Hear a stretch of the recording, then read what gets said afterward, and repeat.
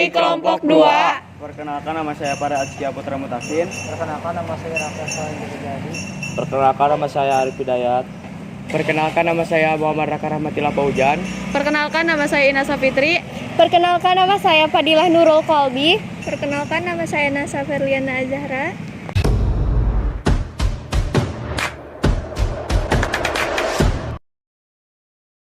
Assalamualaikum warahmatullahi wabarakatuh. Selamat siang, Pak. Selamat siang. Sebelumnya, terima kasih atas waktu luang yang telah diberikan kepada kami. Begini, Pak, kami adalah siswa dan siswi dari SMAN 4 Tasikmalaya. Kami bermaksud untuk mengerjakan tugas PPKN, yaitu untuk mewawancarai Bapak terkait dengan fungsi, tugas, dan wewenang Bapak sebagai TNI. Apakah Bapak bersedia? Insya Allah bersedia. Apa saja tugas dan wewenang Bapak sebagai TNI Angkatan Darat, khususnya Bapak sebagai Polisi Militer Angkatan Darat? Yang pertama, tugas pokok TNI AD adalah mempertahankan kedaulatan negara kesatuan Republik Indonesia. Terus yang kedua, ada tugas pokok TNI itu adalah dibagi dua, ada operasi militer untuk perang dan operasi militer selain perang. Jadi di sini saya akan menjelaskan tugas pokok khususnya yang terkait dengan jabatan saya, yaitu tugas pokok Polisi Militer Angkatan Darat. Yang pertama, tugas inti Polisi Militer Angkatan Darat adalah melaksanakan penegakan hukum, disiplin, dan tata tertib di lingkungan TNI Angkatan Darat. Jadi mencakup yang pertama, ada dalam jabatan Polisi Militer Angkatan Darat adalah ada staf namanya staf penyidikan. Jadi melaksanakan penyidikan terhadap TNI Angkatan Darat yang melakukan baik itu pidana atau pelanggaran disiplin.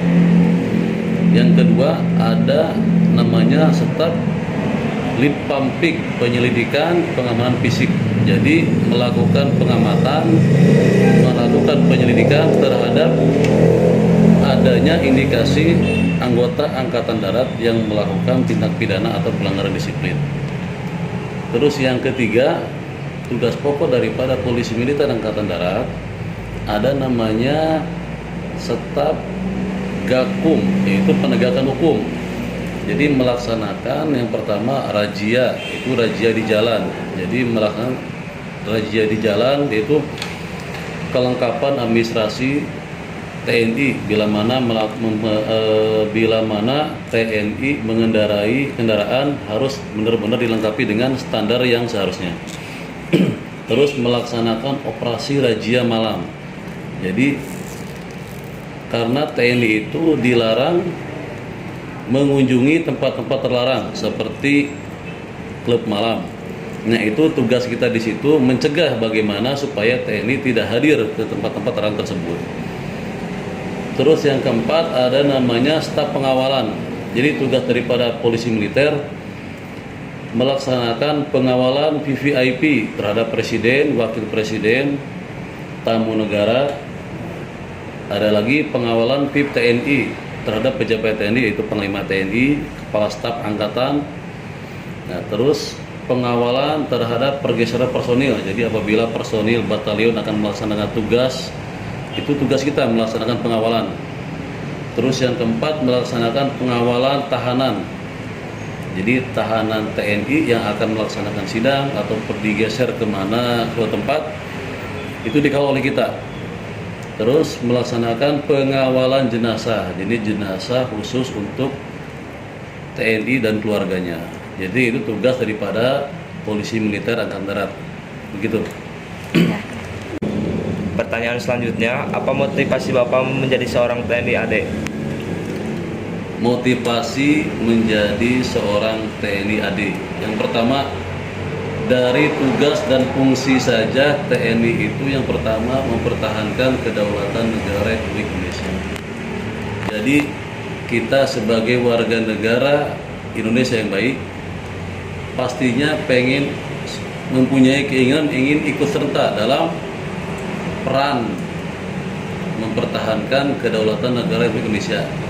Jadi salah satu cara bagaimana kita supaya ikut dalam kegiatan tersebut yaitu dengan bergabungnya menjadi anggota TNI AD. Apalagi memang sekarang khususnya saya ya selain TNI AD masuk lagi di Kecabangan Polisi Militer Angkatan Darat. Nah, itu jadi suatu kebanggaan ya. Jadi kita bisa bergabung di Polisi Militer Angkatan Darat dengan mempunyai fungsi dan tugas yang luar biasa. Jadi untuk melakukan penertiban dan penegakan hukum khususnya di lingkungan TNI Angkatan Darat. Selanjutnya, bagaimana proses Bapak sehingga menjadi seorang TNI AP? Jadi proses menjadi seorang TNI AD itu yang pertama gini, kita harus menghilangkan mindset ya, mindset gini. Menjadi TNI AD itu yang pertama harus jadi catatan adik-adik itu, menjadi TNI itu gratis tanpa dipungut biaya dulu. Itu harus diingat. Jadi proses menjadi seorang TNI itu yang pertama mempunyai memang proses yang luar biasa. Kita harus mempunyai persiapan yang memang harus benar-benar matang. Pertama dari segi fisik kita harus benar-benar disiapkan. Kedua dari kesehatan semua. Ketiga akademik kita juga harus dilatih. Gitu. Terutama mental. Jadi namanya daftar itu kemungkinan gagal dan kemungkinan lulus itu pasti ada. Kita harus selalu siap apabila dengan hasilnya mengecewakan gagal. Saya tidak daftar itu langsung masuk, tidak pernah mengalami proses yang namanya gagal. Gitu. Jadi kalau kita sudah mengalami gagal, jangan pernah untuk patah semangat, harus tetap dicoba dan dicoba. Terus selanjutnya proses yang paling panjang itu memang daftar TNI itu melalui beberapa tahap. Yang pertama ada namanya tahap Supanda namanya, itu tes awal semua. Beberapa tahap dilaksanakan di situ. Ada tes namanya tes administrasi. Jadi makanya nanti kalau misalkan ada rekan-rekan kita yang mau daftar harus benar-benar dari awal itu dicek administrasinya. Nama saja beda huruf satu itu berpengaruh. Terus yang selanjutnya ada namanya tes kesehatan. Dari sekarang dibina kesehatan dari mulai fisik, jadi tinggi badan. Jadi tinggi badan minimal itu untuk daftar bintara itu 165 cm. Untuk tamtama 163 cm. Nah, kalau untuk masuk polisi militer itu minimal 175 cm. Nah, jadi harus benar-benar dibina dan dipersiapkan dari sekarang. Terus selanjutnya proses yang selanjutnya itu ada namanya tes JAS. Di situ ada namanya tes lari 3.200 meter. Terus pull up. Nah, itulah banyak di situ proses JAS. Jadi perlu benar-benar dipersiapkan. Terus yang selanjutnya ada namanya tes psikotes. Yang psikotes juga sama, itu perlu disiapkan dan dilatih juga. Terus yang selanjutnya ada tes namanya MI wawancara, mental ideologi di situ. Jadi prosesnya lumayan panjang, tapi intinya dengan semangat dan tekad yang kuat pasti bisa. Itu aja sih. Terima kasih kepada Bapak Andri atas waktu luang yang telah diberikan kepada kami. Sekian yang dapat kami sampaikan. Wassalamualaikum warahmatullahi wabarakatuh. Assalamualaikum warahmatullahi wabarakatuh. Waalaikumsalam warahmatullahi wabarakatuh. Selamat pagi, Pak. Selamat pagi. Ada yang bisa dibantu? Sebelumnya, terima kasih atas waktu luang yang telah diberikan kepada kami. Begini, Pak, kami adalah siswa dan siswi dari SMAN 4 Tasikmalaya. Kami bermaksud untuk mengerjakan tugas PPKN untuk mewawancarai Bapak terkait dengan fungsi dan tugas Bapak sebagai polisi. Apakah Bapak bersedia? Ya, silakan. Hai teman-teman, selamat pagi. Saya saat ini sedang berada di asrama polisi dengan Bapak Bribda Waldi dengan Bribda Ilham. Saya di sini bermaksud untuk mewawancarai Bapak mengenai tugas, fungsi, dan wewenang Bapak sebagai polisi. Apakah Bapak bersedia? Ya, bersedia. Baik, untuk pertanyaan pertama, apa saja tugas wewenang kepolisian di lingkungan masyarakat? penegak hukum, melindungi, mengayomi, dan melayani masyarakat. Selanjutnya, mengapa sering terjadi miskomunikasi antara masyarakat sebagai pelapor dan pihak kepolisian sehingga menimbulkan stigma negatif kepolisian di mata masyarakat? Ya, untuk sebenarnya tidak ada masalah miskomunikasi ya, karena sekarang saat ini sudah canggih. Kita sudah ada sarana prasarana yaitu 110. Jadi setiap tidak usah harus langsung ke Polres, langsung aja tinggal telepon 110 untuk melapor jika ada kejadian yang harus dituntaskan oleh polisi. Nah, untuk mungkin stigma masyarakat karena kurangnya adanya keingin tahuan masyarakat, malah kebanyakan bermain medsos mungkin ya.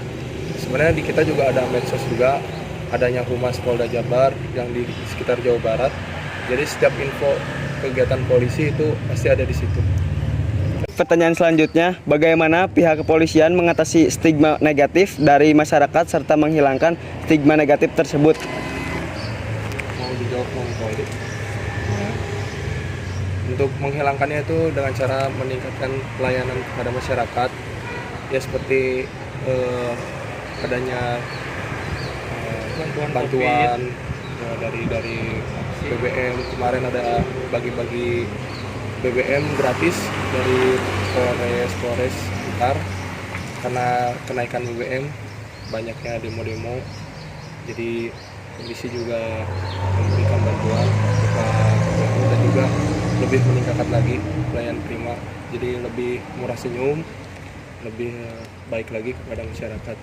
Nah, untuk di dalam medsos, nah jadi kita banyak-banyak upload kegiatan yang belum dilihat oleh masyarakat, apa saja kegiatan polisi sepenuhnya. Jadi tidak semuanya kegiatan polisi itu hanya berkisar dengan demo, Lalu lintas. tidak. Jadi ada lagi pelayanan lain. Baik, terima kasih atas waktu yang telah diberikan kepada kami. Mohon maaf telah mengganggu waktu kerja Bapak. Sekian dari kami. Wassalamualaikum warahmatullahi wabarakatuh. Waalaikumsalam warahmatullahi wabarakatuh. Dari kami kelompok 2. Bye.